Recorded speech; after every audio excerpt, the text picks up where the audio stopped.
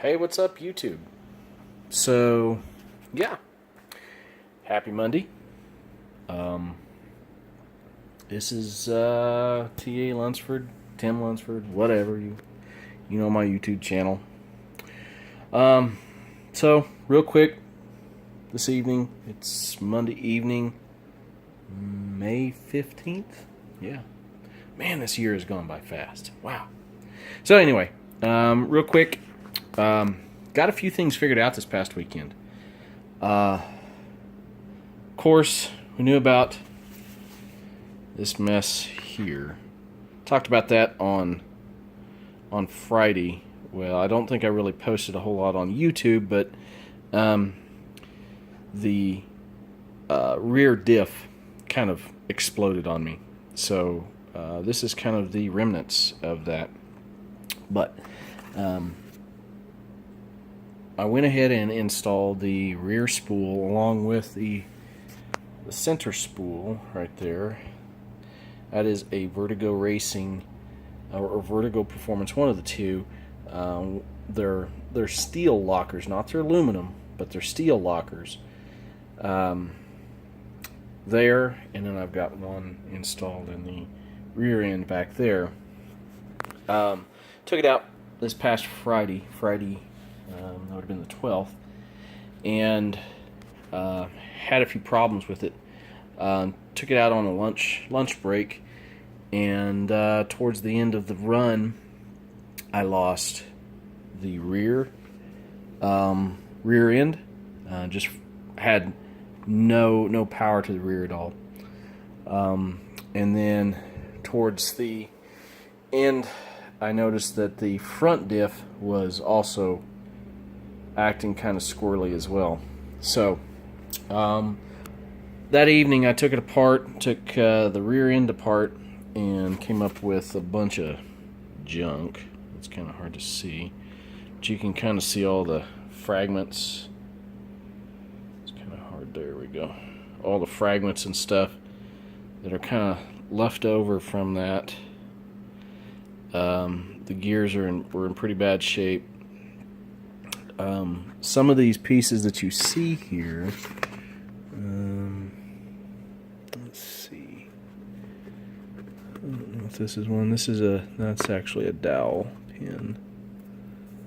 There's another dowel pin. This, on the other hand, is not.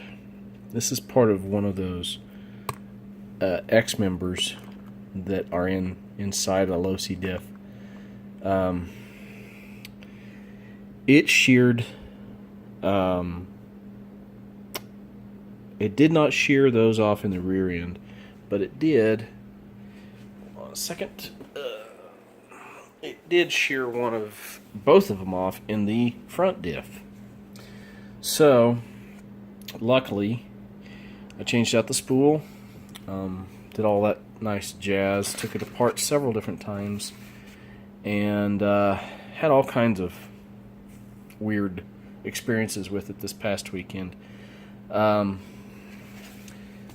thing you have to realize, and I was an idiot, when I put that center spool together, I inadvertently left a gasket right on there. Not thinking too much about it. Installed that gasket with the spur gear, or the planetary gear, or whatever you want to call it. I think it's called the spur gear. It's not the sun gear. Sun gears are on the inside. Spur gear for the rear end. And once I installed it in the rear end, the whole spool, tightened everything down, and man, I was getting some serious binding within the rear end. So took it all apart again, and come to find out, I didn't think anything about it. Got into bed that night, and I'm like, wait a minute.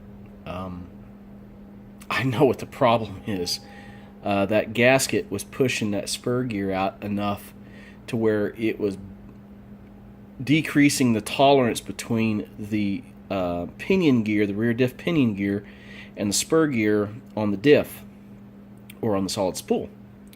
So the tolerances were so tight that it just had no room for movement, to the point of where it wasn't moving at all. It was very, very choppy and it had a whole lot of binding action going on. Needless to say, I did not run it. The next morning, I got up, did a few things, and took the rear end apart again, and pulled that gasket out, and it's buttery smooth, no problems whatsoever. Luckily, that fixed the rear end. I tackled the front end, and that's where majority of the issues were. Some of those X, what they call the X member within the diff that holds the spider gears. They're round pieces of steel that have notches cut in them. Anybody that's worked on a Losi knows what I'm talking about. But it had sheared those in two, both of them. My guess is I'm not really sure why. I have a sinking suspicion that the center locker might be causing some of the damage, but I don't think so. I'm not really sure what yet. I'm going to leave the locker in there until this front diff kind of craters a little bit. I'm going to have to buy some parts. I got gears that I got to buy, probably 2 sets. I'm going to build up a center diff just in case, you know.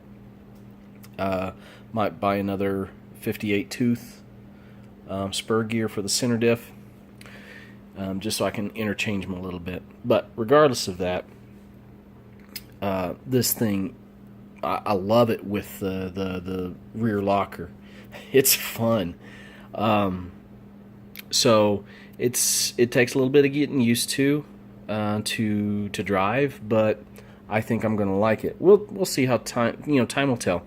But I'm going to order 2 or 3 sets of gears, rebuild kits, that kind of stuff, and see what I can do.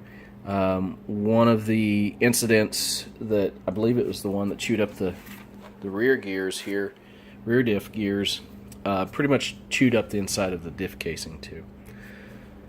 So it's back up and running. Thing with any